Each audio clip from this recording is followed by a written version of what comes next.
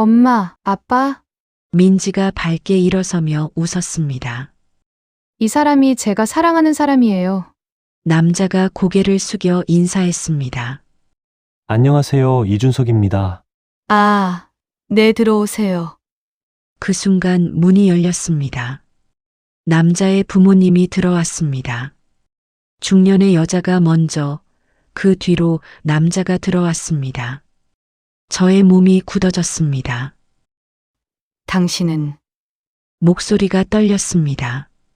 남자와 저의 눈이 마주쳤습니다.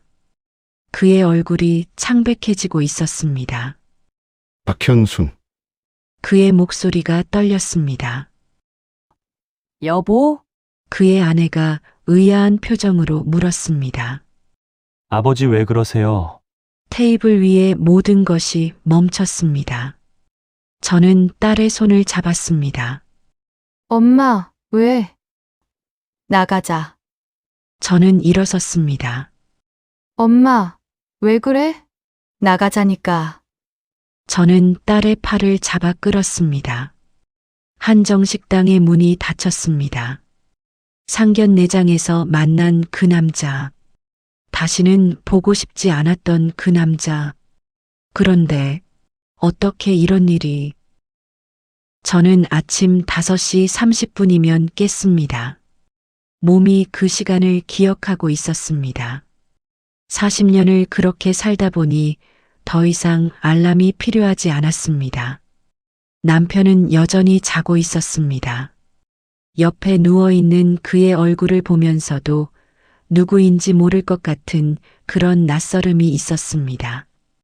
저는 침대를 나왔습니다. 요양원에 도착했을 때는 새벽 6시였습니다. 긴 복도에 불이 희미하게 켜져 있었습니다. 누군가의 골골대는 소리가 들렸고 누군가는 아직도 자지 못하고 있었을 겁니다. 할머니, 침대에 누워있는 팔순의 할머니 손을 잡았습니다. 손이 차가웠습니다. 언제나 그 시간 할머니의 손은 차가웠습니다. 내가 왔네. 할머니가 중얼거렸습니다. 매일 아침 같은 말이었습니다. 그 말을 들어야만 하루가 시작되는 것 같았습니다. 저는 그 손을 양손으로 감싸 따뜻하게 해줬습니다. 아침 9시 30분쯤 휴대폰 벨이 울렸습니다. 화면에 딸 민지라고 뜨자 저는 서둘러 전화를 받았습니다. 민지의 목소리가 다르게 들렸습니다. 떨리고 있었습니다. 그런데 그건 긴장의 떨림이 아니라 뭔가 기쁜 떨림이었습니다. 엄마. 응, 무슨 일이야? 엄마, 지금 전화 괜찮아? 그 물음이 조심스러웠습니다. 응, 괜찮아. 뭔데? 엄마, 나 결혼할 사람이 생겼어. 저는 숨이 멎는 것 같았습니다. 뭐라고? 결혼할 사람이 생겼다고. 평생 함께하고 싶은 남자가 있다는 거야. 뭐, 진짜? 응, 진짜야. 30대 초반의 딸이 결혼이라는 단어를 말했습니다. 회사 일만 하던 딸이, 주말마다 친구들만 만나던 딸이 갑자기 남자 얘기를 했습니다. 언제부터? 어떻게 만났어? 회사 동료 소개로 3개월 정도. 아, 의사야. 의사, 진짜? 응. 엄마, 정말 좋은 사람이야. 서로 가치관도 잘 맞고. 저는 잠깐 반응을 하지 못했습니다. 기쁜 건지 불안한 건지 모를 감정이 가슴에 꽉 찼습니다. 엄마, 듣고 있어? 응, 그래. 엄마 이번 주말에 집에 소개시켜드리려고 하는데, 엄마도 아빠도 주말에 두 분 다 집에 계세요? 주말, 너무 빨랐습니다. 이번 주 토요일 말이니? 너무 빠른 거 아니야? 이 사람하고 빨리 결혼하고 싶어. 만난 지 3개월 밖에 안 됐는데 너무 성급한 거 아니야? 이 사람과 평생을 함께하고 싶다는 생각이 들었어. 엄마도 만나보면 마음에 들 거야. 그날 보면 알게 되겠지. 토요일 몇 시에 올 거니? 오후 1시쯤? 현수는 손이 떨리는 것을 느꼈습니다. 알았어. 엄마, 그럼 토요일에 갈게요. 전화를 끊고 한참을 서 있었습니다. 요양원의 복도는 조용했습니다. 냉장고의 낮은 윙윙거리는 소리만 들렸습니다. 저는 달력을 봤습니다. 토요일까지 5일이 남아 있었습니다. 이상하게 가슴이 답답했습니다. 딸이 사랑하는 사람을 한 번도 본 적이 없었습니다. 의사인 남자. 그게 전부였습니다. 나이, 이름, 부모님이 누구인지 아무것도 몰랐습니다. 그날 저녁 남편에게 얘기했습니다. 민지가 결혼하겠대. 뭐, 딸이 결혼한다고 사랑하는 사람이 있대. 의사래. 그래? 좋은 일이네. 남편은 기분이 좋아 보였습니다. 딸이 제 짝을 찾은 것을 대견해 하는 것 같았습니다. 이번 주말에 집에 데려오겠대. 그래. 그럼 음식 많이 준비해야겠네. 그런데 당신 표정은 왜 그래? 제대로 된 남자 한번 만나본 적 없는 딸이 결혼을 하겠다는데 기쁘지 않아? 남편의 그 말에 제 표정이 어두웠다는 걸 알았습니다. 저는 계속 가슴이 답답하고 알 수 없는 불안감에 사로잡혀 있었습니다. 밤 12시가 넘었을 때도 저는 잠이 오지 않았습니다. 천장을 보면서 누워 있었습니다. 토요일이 계속 떠올랐습니다. 딸이 사랑한다는 그 남자의 얼굴이 어떨까? 딸이 정말 행복할까? 그 남자가 우리 딸에게 잘할까? 그리고 왜 자꾸 불안한지는 알 수가 없었습니다.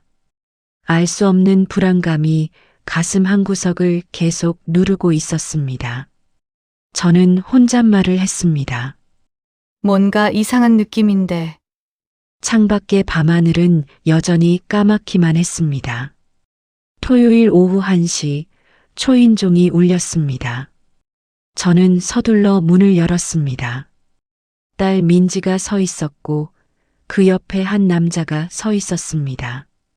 키가 크고 얼굴은 호감형의 남자였습니다. 깨끗한 인상이었습니다. 엄마, 아빠, 민지가 미소를 지었습니다. 그 웃음이 너무 밝았습니다. 평소의 딸과는 다른 뭔가 더 살아있는 그런 웃음이었습니다. 이 사람이 제가 사랑하는 사람이에요. 남자가 인사를 했습니다. 안녕하세요. 이준석입니다. 머리를 깊숙이 숙였습니다. 아, 네, 반가워요. 들어오세요. 저는 남자의 얼굴을 봤습니다. 어딘가 익숙했습니다. 하지만 어디서 본 얼굴인지는 떠오르지 않았습니다. 그저 친절해 보였고 진심 어린 인상이었습니다. 민지를 보는 눈빛이 따뜻했습니다. 남편이 거실로 나왔습니다. 남자와 악수를 했습니다. 그들은 몇 마디 나눴고 남편의 표정도 나쁘지 않았습니다. 테이블에 앉았을 때 민지가 자연스럽게 손을 남자의 팔에 걸쳤습니다. 그 모습이 너무 자연스러웠습니다. 마치 이미 수백 번을 그렇게 했던 것처럼요. 엄마, 아빠, 저 이 사람과 결혼하고 싶어요. 그래. 일단 앉아. 식사를 하며 자연스럽게 대화를 주고받았고 남자는 차분하면서도 줄곧 인상 좋은 미소를 머금고 있었습니다. 그 남자는 정말 좋은 사람처럼 보였습니다. 딸을 바라보는 방식, 대답하는 방식, 모든 게 진심이었습니다. 1시간이 지났습니다. 커피를 마셨습니다. 남편은 의사라는 직업에 대해 몇 가지 물었습니다. 남자는 성실하게 답했습니다. 어느 병원에 근무하는지, 앞으로의 계획이 뭔지 그런 것들을 물었고 남자는 전부 명확하게 대답했습니다. 자연스럽게 남편과 저는 결혼을 허락했고 남편이 물었습니다. 그래. 우리 딸하고 결혼은 언제 할 생각인가? 허락만 해주신다면 빨리 하고 싶습니다. 저는 듣고만 있었습니다. 딸이 떠날 준비를 하는 것 같았습니다. 하지만 딸의 얼굴을 보면 그것도 받아들여야 할 것 같았습니다.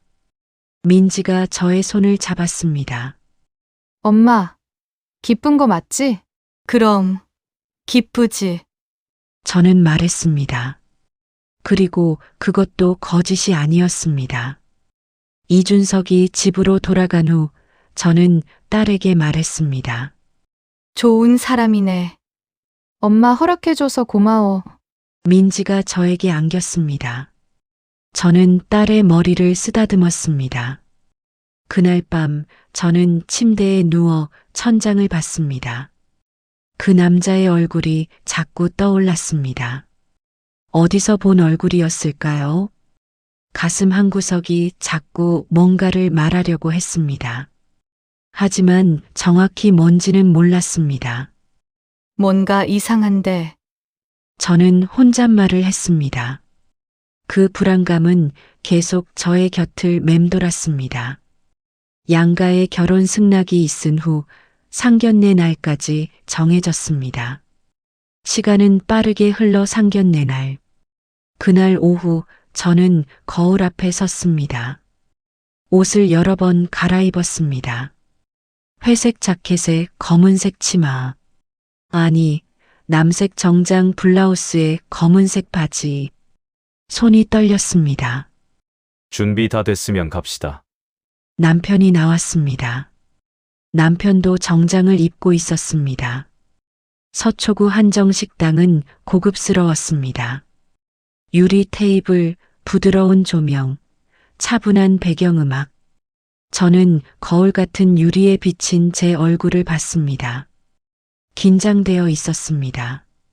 식당의 안내원이 테이블로 안내했습니다.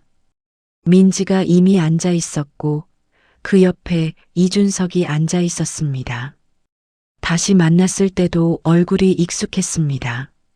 하지만 여전히 어디서 본 얼굴인지는 몰랐습니다. 엄마, 아빠, 민지가 벌떡 일어났습니다. 그 순간 문이 열렸습니다. 이준석의 부모님이 들어오고 있었습니다. 중년의 여자가 먼저 들어왔습니다. 미소를 지으면서요. 그리고 그 뒤로 남자가 들어왔습니다. 그 순간 저의 몸이 뻣뻣하게 굳었습니다. 마치 시간이 멈춘 것처럼 느껴졌습니다. 하나의 얼굴이 떠올랐습니다. 40년 전의 얼굴이 지금의 얼굴 위에 겹쳐졌습니다. 같은 코, 같은 입술, 같은 눈. 그 눈, 당신은 매우 작은 목소리였습니다. 하지만 충분히 들렸습니다. 남편이 옆에서 저를 봤습니다. 뭔가 잘못된 거라는 걸 느꼈을 겁니다. 그 남자도 저와 눈이 마주쳤습니다. 그의 얼굴색이 변했습니다. 마치 피가 모두 빠져나간 것처럼요. 그의 입이 열렸다가 닫히고 다시 열렸다가 닫혔습니다. 마치 말을 하려는데 목이 조여서 못하는 것처럼요. 박현순, 그는 떨리는 목소리로 말했습니다. 저는 답하지 않았습니다. 답할 수 없었습니다. 숨을 쉬는 것도 어려웠으니까요. 여보, 왜 그래요? 그 여자가 의아한 표정으로 그 남자를 바라보며 물었습니다. 테이블 위에 공기가 얼어붙었습니다. 아무도 움직이지 않았습니다. 아버지, 이준석이 자신의 아버지를 불렀습니다. 그 남자는 여전히 저를 보고만 있었습니다.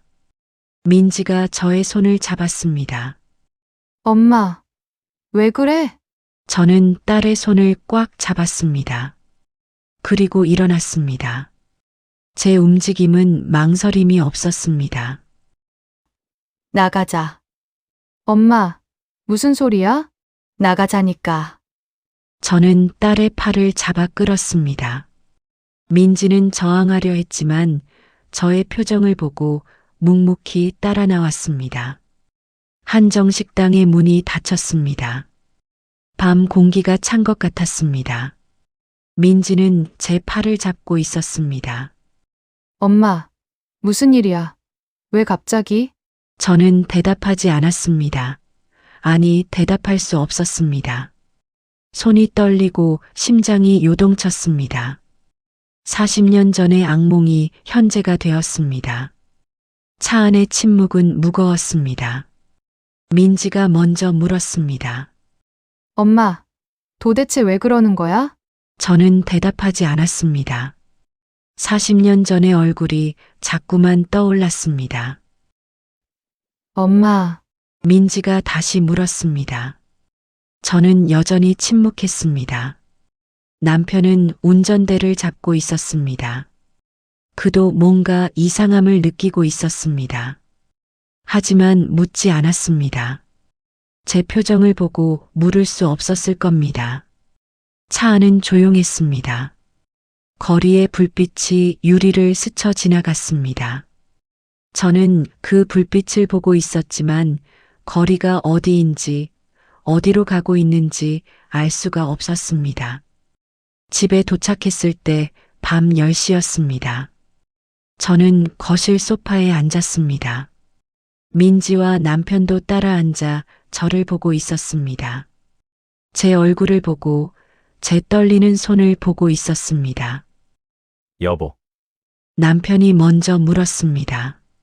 저는 천천히 입을 열었습니다. 그 남자. 민지, 내가 결혼하고 싶어 하는 이준석의 아버지. 말이 잘 나오지 않았습니다. 속이 울렁거렸습니다.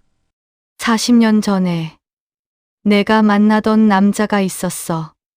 민지가 저를 바라봤습니다. 딸은 저의 과거를 거의 모르고 있었습니다. 그 남자는 사소한 일로도 손찌검을 했어. 처음에는 사랑에 눈이 멀어. 나를 함부로 대해도 다 용서할 수 있었어. 하지만 반복된 폭력에 이별을 말했어. 그 말에 더 이상 말을 하기가 힘들었습니다. 제 목소리가 떨렸습니다. 끔찍한 폭력이었어. 결국 나는 병원에 입원했어. 일주일 동안. 침묵이 흘렀습니다. 남편이 제 손을 잡았습니다. 남편도 처음 듣는 말이었습니다. 그리고 그 남자와 헤어질 수 있었어. 40년을 잊고 살려고 노력했어. 저는 천천히 말했습니다. 오늘 그 남자를 봤어. 상견례 자리에서 나이를 먹고 얼굴이 변했어도 그 눈빛은 똑같았어. 그 목소리도. 민지가 저를 봤습니다. 딸의 얼굴은 충격을 받은 듯 보였습니다. 준석이 아버지가 그 남자야. 침묵이 깊어졌습니다. 그럴 리가.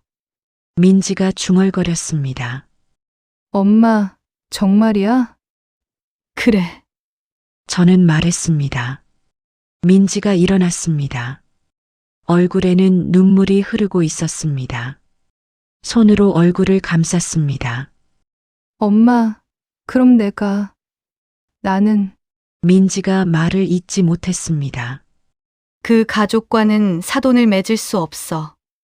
저는 차갑고 단호하게 말했습니다. 민지, 너 그 남자랑 헤어져. 민지는 대답하지 않았습니다. 거실의 한 구석에 서서 아무 말도 하지 않았습니다. 그 밤은 너무나도 길었습니다. 다음 날 오후 민지가 다시 집에 왔습니다. 얼굴이 창백했습니다. 밤새 울었는지 눈이 빨갛게 부어 있었습니다. 엄마, 민지와 저는 소파에 앉았습니다. 그 사이에는 말할 수 없는 거리가 있었습니다. 엄마, 어제는 그냥 가서 미안했어. 그리고 어제 밤에 많이 생각했어. 딸의 목소리가 작았습니다. 엄마의 상처가 얼마나 클지는 내가 짐작할 수 없을 정도일 거야. 저는 딸을 봤습니다. 그래서 준석 씨와 헤어져야 한다고 생각을 하기도 했어. 그런데 도저히 할 수 없을 것 같아. 엄마, 나는 준석 씨를 만난 기간은 짧지만 그 사람의 됨됨이를 알아. 그 사람이 어떤 사람인지 나는 알아. 민지의 눈에 눈물이 고여 있었습니다. 엄마, 미안해. 정말 미안해. 딸이 손을 내밀었습니다. 저는 그 손을 잡지 못했습니다. 하지만 나는 그래도 민지가 숨을 쉬었습니다. 나는 그 사람과 결혼하고 싶어. 정말로. 침묵이 흘렀습니다. 그 사람은 그 아버지가 아니야. 다른 사람이야. 엄마의 상처를 나도 이해해. 정말로. 근데 나는 그 사람을 사랑해. 저는 제 딸을 봤습니다. 딸이 저를 이해하고 공감하려고 노력하고 있었습니다. 하지만 자신의 길을 가겠다고 말하고 있었습니다. 미안해, 엄마. 민지가 다시 말했습니다. 진짜 미안해. 저는 딸을 안을 수 없었습니다. 그 가족과 사돈을 맺을 수는 없어. 절대. 저는 차갑게 말했습니다. 하지만 딸의 결혼을 반대하는 제 가슴도 찢어졌습니다. 민지의 얼굴에서 모든 것이 사라졌습니다. 기대, 바람, 작은 희망들. 그것들이 무너져 내리는 것이 보였습니다. 알겠어, 엄마. 민지가 일어났습니다. 그럼 내가 준석 씨한테 엄마와 준석 씨 아버지와의 일을 말해야겠네. 저는 아무 말도 할 수 없었습니다. 민지가 현관에 섰습니다. 엄마, 미안했어. 정말로. 문이 닫혔습니다. 저는 거실에 혼자 남겨졌습니다. 손이 떨렸습니다.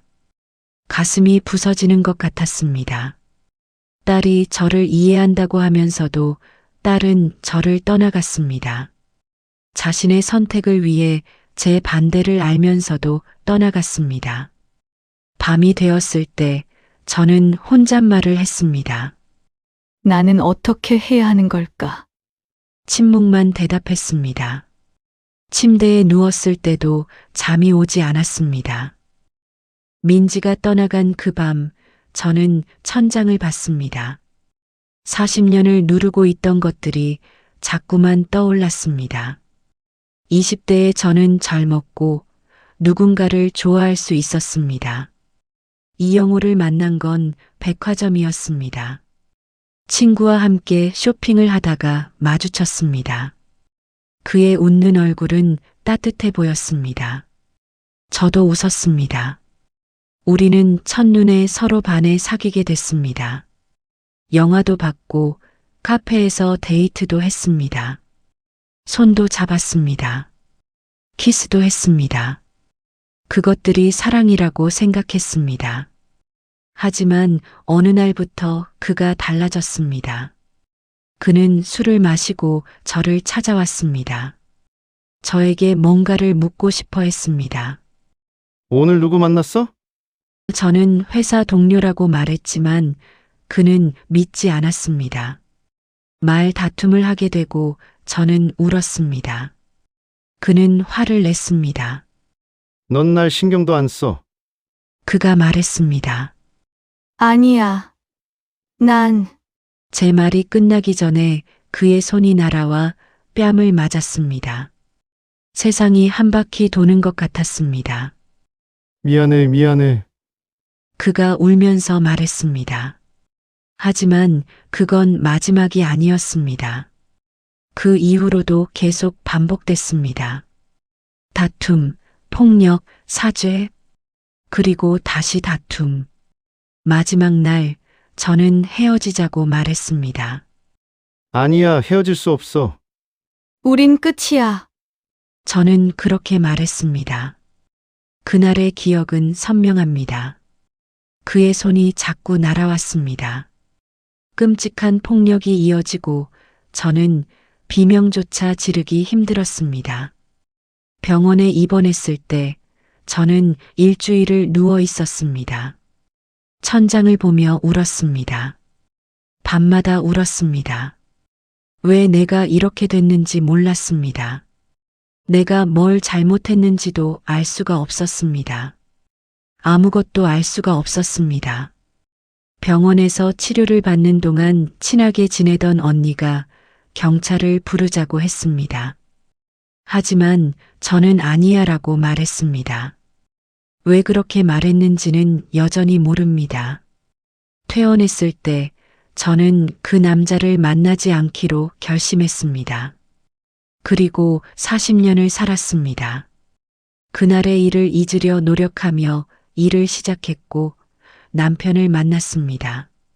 남자에 대한 두려움은 여전히 제 안에서 살아 숨쉬고 있었습니다.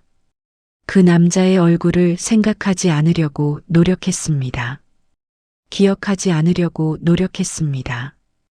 그게 40년이었습니다. 그 40년 동안 저는 누군가의 아내였고, 누군가의 어머니였고, 누군가의 요양사였습니다. 하지만 저는 여전히 그 병원 침대 위에 나였습니다. 병원 천장을 보고 울던 그 젊은 여자였습니다. 침대에서 일어나 앉았습니다. 창밖은 여전히 밤이었고 별도 보이지 않았습니다. 저는 혼잣말을 했습니다. 내가 그 남자 얼굴을 또 보게 될 줄은. 결혼이 연기됐습니다. 민지에게서 전화가 왔습니다. 엄마, 준석 씨가 결혼을 잠시 미루자고 했어. 저는 대답하지 않았습니다. 엄마, 제발 생각해봐. 준석 씨는 그 아버지가 아니야. 저는 여전히 대답하지 않았습니다. 엄마, 알겠어. 저는 그렇게만 말했습니다. 일주일이 지났습니다. 민지가 집에 왔습니다. 엄마, 준석 씨가 계속 물어봐. 엄마 마음이 어떤지. 저는 거실에 앉아 있었습니다. 그 아버지 밑에서 자란 아들이 다를 리가 없어. 제 목소리는 차가웠습니다. 엄마, 제발. 민지의 눈에 눈물이 맺혔습니다. 준석 씨가 뭔 잘못을 했어? 준석 씨는 아버지와 다른 사람이야. 저는 말했습니다. 폭력은 대물림돼. 넌 그걸 몰라. 엄마! 민지가 목소리를 높였습니다. 준석 씨를 몰라서 그러는 거야. 난 알아. 그 가족을 알아. 그 아버지가 어떤 사람인지 알아. 준석 씨는 아버지가 아니라고. 침묵이 흘렀습니다. 결혼은 안 돼. 저는 단호하게 말했습니다. 민지는 대답하지 않고 벌떡 일어났습니다. 눈에 눈물을 가득 머금은 채 아무 말 없이 집으로 가버렸습니다. 며칠이 지났습니다. 민지가 또 집으로 왔습니다. 이번엔 현관 앞에서 서성이고 있었습니다. 엄마, 저는 문을 열었습니다. 뭐야? 준석 씨가 엄마를 뵙고 싶대. 자기 아버지 대신 엄마한테 사죄드리고 싶대. 필요 없어. 저는 말했습니다. 그 가족과는 대화할 게 없어. 엄마, 민지가 손을 내밀었습니다. 제발, 제발 한 번만. 저는 민지의 손을 보지 않았습니다. 딸아, 넌 이해를 못해. 그 아버지의 폭력이 얼마나 심한지, 얼마나 오래 가는지. 그래서 준석 씨를 의심하는 거예요. 민지가 물었습니다. 준석 씨가 뭔 잘못을 했는데요. 그 가족이니까. 제 목소리가 떨렸습니다. 그게 어떤 가족인지 내가 알아. 그게 나예요? 사람은 다른데. 민지가 목소리를 높였습니다. 엄마는 왜 준석 씨를 봐주지 않아요? 왜? 민지야, 저도 목소리를 높였습니다. 내가 이준석에 대해서 뭘 아는데? 저는 3개월을 함께 했어요. 엄마는 상견례 몇 시간만 봤잖아. 침묵이 흘렀습니다. 민지의 눈에서 눈물이 흘렀습니다. 엄마가 준석 씨를 봐주지 않으면 난 민지가 말을 끊었습니다. 엄마도 못 봐. 저는 딸을 봤습니다. 그 말이 제 가슴을 찌르는 것 같았습니다. 엄마, 미안해요. 민지가 돌아섰습니다. 하지만 난 준석 씨를 포기할 수 없어요. 그 이후로 민지는 더 이상 찾아오지도 전화도 하지 않았습니다. 일주일, 2주일, 한 달이 지났습니다. 저는 평소와 다름없이 요양원에서 일했습니다. 할머니들을 정성껏 돌봤습니다. 밤이 되면 휴대폰을 만지작 거리고만 있었습니다. 민지에게서 메시지가 오지 않을까? 전화가 오지 않을까? 하지만 딸의 연락은 계속 없었고 저도 연락하지 않았습니다. 밤 2시 저는 침대에서 일어났습니다. 손이 떨리고 가슴이 떨려와 잠을 이룰 수 없었습니다. 40년 전에 그 병원 침대가 자꾸 떠올랐습니다. 혼자였던 그 침대. 몸에 남은 상처보다 마음에 새겨진 상처가 너무나 깊어 밤마다 혼자 울던 그 침대. 그 악몽 같은 날들이 자꾸 떠올라 잠을 이룰 수 없는 밤이었습니다. 며칠이 지난 어느 날 초인종이 울렸습니다. 저녁 7시였습니다. 누군가가 찾아오지 않은 지 한 달쯤 된 날이었습니다. 저는 천천히 문을 열었습니다. 이준석이 서 있었습니다. 저의 몸이 굳어졌습니다. 손이 떨려왔습니다. 그 남자의 아들, 내 딸이 사랑하는 사람, 그 남자의 가족. 어머니, 이준석이 머리를 깊숙이 숙이며 인사를 했습니다. 무슨 일이에요? 나는 할 말이 없어요. 가세요. 저는 차갑게 말했습니다. 어머니, 잠깐만 말씀을 들어주세요. 그의 목소리가 떨렸습니다. 가슴이 쓰렸습니다. 그가 어떤 상태인지 느껴졌습니다. 저는 한 걸음 물러섰고 이준석은 거실로 들어와 소파 가장자리에 앉았습니다. 그의 손이 떨리고 있었습니다. 상견례 이후 제가 아버지에게 물었습니다. 이준석이 천천히 말했습니다. 왜 어머니를 보시고 그렇게 반응하셨냐고. 저는 이준석의 얼굴을 봤습니다. 아버지를 닮은 얼굴이었습니다. 하지만 눈은 달랐습니다. 두려움이 있었습니다. 아버지는 처음엔 말을 못 하셨어요. 계속 침묵하셨어요. 이준석이 말을 잇기 위해 숨을 쉬었습니다. 그 다음날 아버지가 저를 부르시더니 다 말씀하셨어요. 40년 전에 이르려. 저는 가만히 듣기만 했습니다. 제 아버지가 40년 전에 어머니에게 폭력을 행사했다고 말씀하셨어요. 침묵이 흘렀습니다. 아버지는 당신의 폭력으로 어머니가 병원에 입원까지 하셨었다고. 그게 자신이 평생 가슴에 담고 산 죄책감이라고. 이준석의 눈에 눈물이 고였습니다. 저는 어머니를 처음 봤을 때 뭔가 이상하다는 건 느꼈어요. 어머니의 반응을 봤을 때. 그의 목소리가 흔들렸습니다. 근데 그게 그런 이유라니. 저는 이준석을 봤습니다. 그 남자의 아들이었습니다.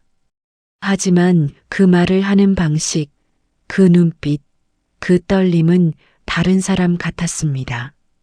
저는 아버지의 과거를 몰랐습니다. 이준석이 말했습니다. 정말로 몰랐어요. 이 나이까지 살면서 아버지가 그런 사람이었다는 걸. 제가 자라면서 아버지가 폭력적인 모습을 한 번도 본 적이 없었거든요.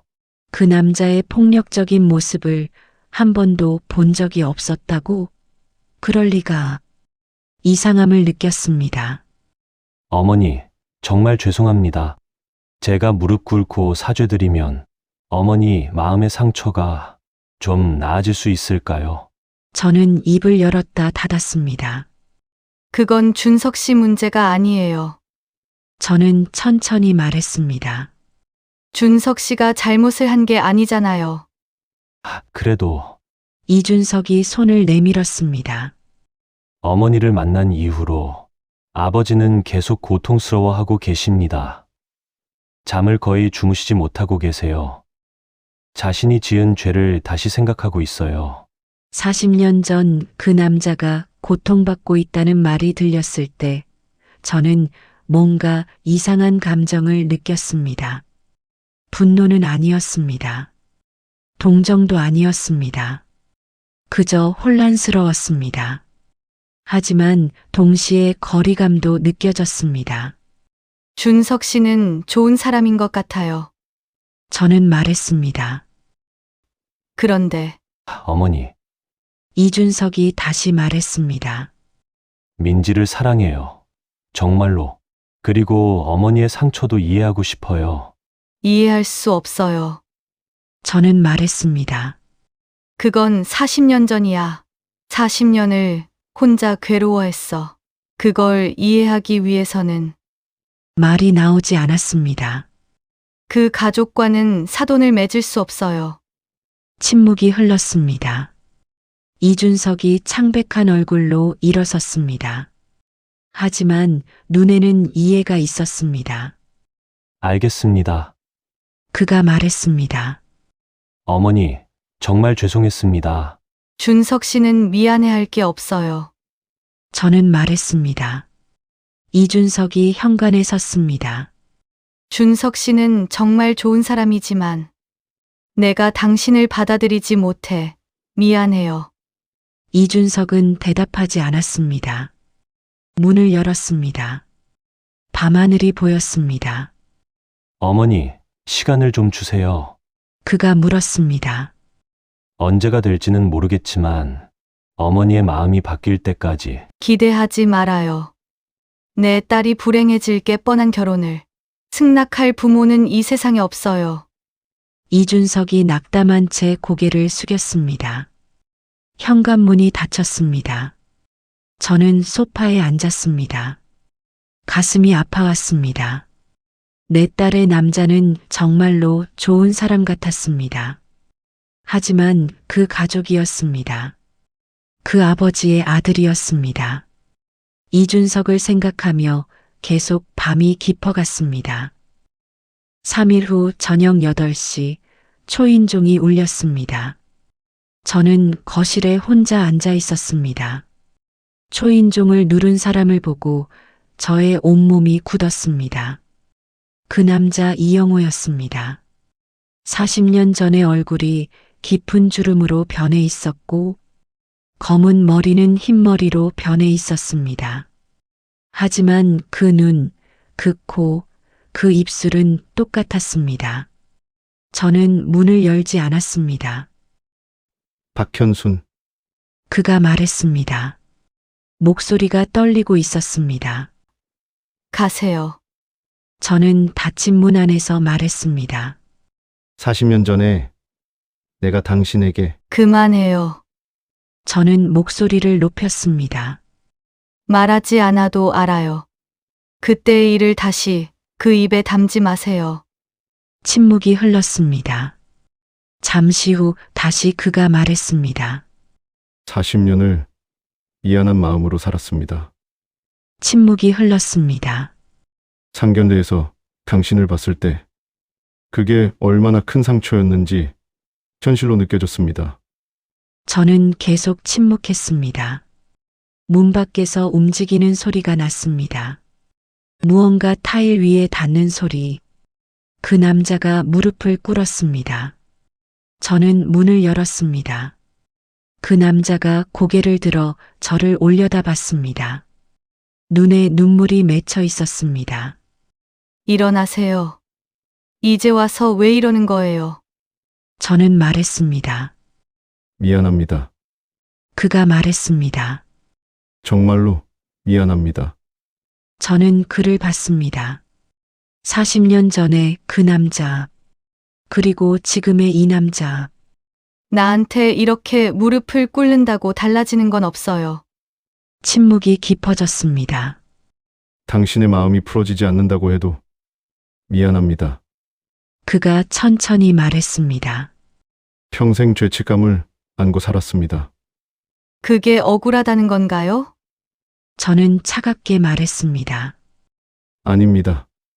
그가 고개를 더 숙였습니다. 당신에게 해서는 안 되는 짓을 했습니다. 다시 한번 미안합니다. 침묵이 흘렀습니다. 당신이 떠난 이후로 나는 새 사람이 되기 위해 정신과 치료도 받았습니다. 저는 아무 말하지 않고 듣고만 있었습니다. 내 아들 준석이에게는 나의 기질을 닮지 않게 하기 위해 무던히 노력했습니다. 이 말을 듣는 순간 며칠 전 이준석이 집에 찾아와서 했던 말이 떠올랐습니다. 아버지의 폭력적인 모습을 한 번도 본 적이 없었다고 했던 말. 내가 떠난 후 이 남자는 정말 달라졌던 걸까? 라고 생각하고 있던 그때 그 남자가 계속 말했습니다. 준석이는 나와는 다른 사람입니다.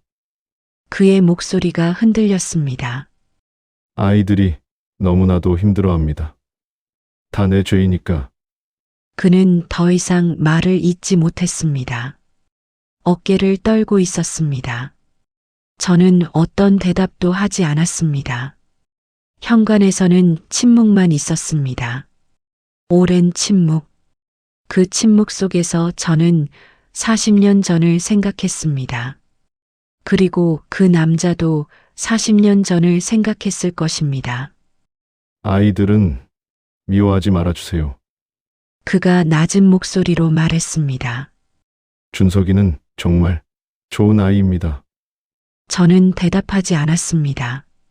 민지가 행복해질 수 있도록 제발. 가세요. 저는 말했습니다. 그 남자는 천천히 일어섰습니다. 미안합니다. 그가 마지막으로 말하고 돌아갔습니다. 밤이 깊어갔습니다. 침대에 누워 천장을 봤습니다. 가슴이 답답했습니다. 40년 전에 그 남자와 오늘의 그 남자가 겹쳐졌습니다. 정신과 치료를 받았다는 말, 아들을 위해 노력했다는 말, 죄책감을 안고 살았다는 말, 그 말들이 자꾸만 떠올랐습니다. 당신도 힘들었군요.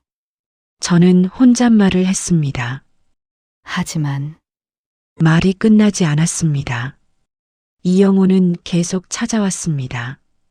3일 후 다시 초인종이 울렸습니다. 저는 문을 살짝 열어 차가운 눈으로 그를 봤습니다. 또 무슨 일이죠? 박현수, 말하지 마세요. 저는 먼저 말했습니다. 그 남자는 아무 말도 하지 않았고 또 천천히 무릎을 꿇었습니다. 저는 문을 닫아버렸습니다. 또 3일 후 다시 그가 왔습니다. 이번엔 짧은 편지를 들었습니다.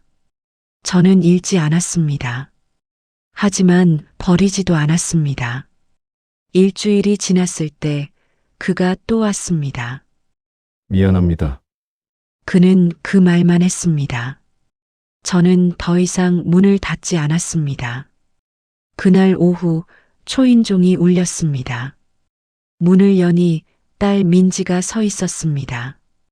눈은 여전히 조심스러웠지만 얼굴에는 뭔가 다른 것이 있었습니다.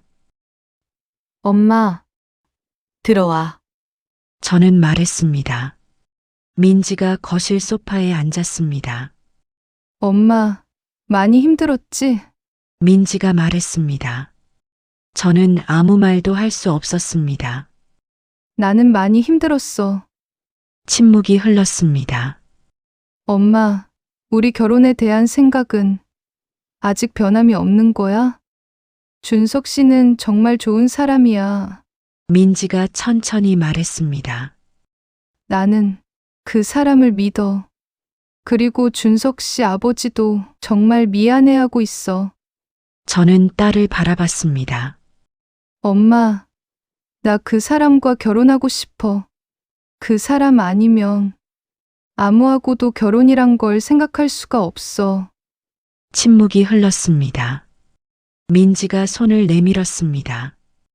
제발 허락해 줄 수 없어. 민지의 눈에 또 눈물이 고였습니다. 저는 딸의 손을 봤습니다. 이준석이 정말 좋은 남편이 될 수 있을까? 응, 나는 믿어. 그럼 해. 저는 천천히 말했습니다. 정말? 그래. 그런데 저는 말을 이었습니다. 대신 힘들면 언제든 돌아와. 엄마가 있으니까. 알겠어, 엄마. 민지가 손을 잡았습니다. 고마워. 엄마 정말 고마워. 나 정말 행복하게 살게. 시간은 빨리 흘렀습니다. 결혼 준비가 시작됐습니다. 결혼 준비를 하는 딸의 얼굴은 그 어느 때보다 행복해 보였습니다. 저는 깨달았습니다. 세월이 흘렀다는 것을, 그 남자가 변했다는 것을, 그리고 저도 변해야 한다는 것을요. 결혼식 일주일 전 민지가 집에 왔습니다. 엄마, 할 말이 있어. 뭔데? 나 임신했어. 저는 아무 말도 못하고 있었습니다. 준석 씨가 엄마한테 말씀드리는 게 조심스럽다고 했어. 엄마가 싫어할까봐. 저는 딸을 보며 말했습니다. 아이가 무슨 죄가 있니? 엄마, 넌 그래서 행복하니? 응, 내가 행복하면 됐어. 민지의 눈에 눈물이 맺혔습니다. 정말이야? 그럼. 저는 딸을 안았습니다. 밤이 깊어갔습니다. 씻고 난 후 화장대 앞에 앉았습니다. 손주, 그 남자의 아들의 아이, 그 가족의 아이, 생각하기만 해도 복잡했습니다. 하지만 딸의 얼굴이 떠올랐습니다. 행복해하던 딸의 얼굴을 생각하니 복잡했던 감정이 사라지는 것 같았습니다. 내가 할머니가 된다니. 이상한데. 저는 혼잣말을 하며 거울을 봤습니다. 거울 속에 저는 웃고 있었습니다. 40년 동안 제 마음 깊숙한 곳에 자리를 잡고 불쑥불쑥 올라와 저를 고통 속으로 몰아넣던 악몽과 같은 기억 속에 그 남자. 그 남자를 40년 만에 용서를 하고 비로소 제 마음에 평화가 찾아온 것 같았습니다. 저는 읽지 않고 화장대 깊숙한 곳에 넣어두었던 이영호가 준 편지를 펼쳐보았습니다. 편지의 내용을 읽어 내려갔습니다. 언제 이 편지를 읽을지는 모르겠습니다. 혹시 절대 읽지 않을 수도 있겠지요. 그렇다 해도 쓰겠습니다. 상견례 그날, 당신을 봤을 때 저는 죽고 싶었습니다.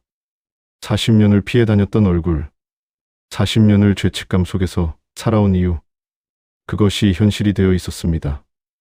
당신의 눈에서 무언가가 보였습니다. 공포, 혐오, 그리고 분노. 저는 그 감정들을 받을 자격이 있는 사람입니다. 당신이 떠난 이후로 나는 새로운 사람이 되려고 노력했습니다. 치료를 받고 약을 먹었습니다. 매일 반복되는 증오의 감정과 싸웠습니다. 하지만 40년이 지나도 당신의 얼굴은 제 눈앞에 있었습니다. 병원에 누워있던 당신의 얼굴, 제 손으로 만든 상처, 제 귀로 들었던 당신의 울음, 그것들이 저를 따라다녔습니다. 제 아들 준석이를 키울 때 저는 괴물이 되지 않으려고 필사적이었습니다. 그 아이에게 손을 대지 않으려고 노력했습니다. 상처가 되는 말을 하지 않으려고 노력했습니다. 두려움으로 사랑을 강요하지 않으려고 했습니다. 그것이 제가 할 수 있는 최소한의 속죄였습니다. 그 아이는 저와는 다른 사람이 되었습니다. 저를 닮지 않은 착한 아이가 되었습니다. 그런데 그 아이가 당신의 딸을 사랑한다고 했습니다. 저는 그것이 축복인지 저주인지 모르겠습니다. 아마 둘 다일 것 같습니다. 당신이 상견례에서 나가버릴 때 저는 모든 것이 끝났다고 생각했습니다.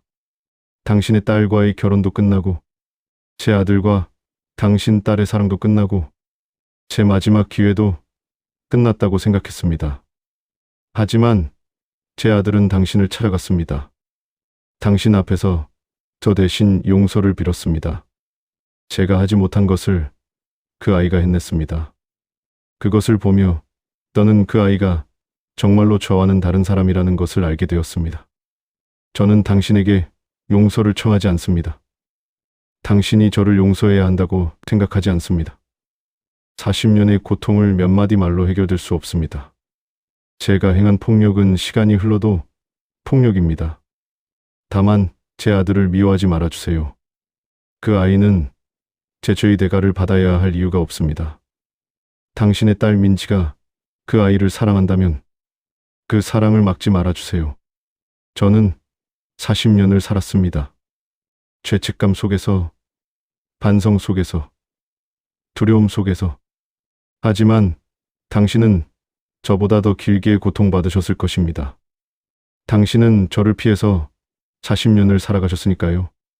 이제 당신도 당신의 딸도 이 악순환에서 벗어나길 바랍니다. 저는 이미 늦었을지 모르지만 당신과 당신의 딸은 아직입니다. 정말로, 진심으로 미안합니다. 이영호 드림. 이영호를 용서한 후 읽게 된 편지에는 그 남자의 진심을 다한 사죄의 마음이 보였습니다. 이제 내가 그 사람의 진심을 받아들일 때였습니다. 그 남자 이영호와 저와의 악연은 이제야 끝이 났습니다. 지금까지 이야기를 들어주셔서 감사합니다.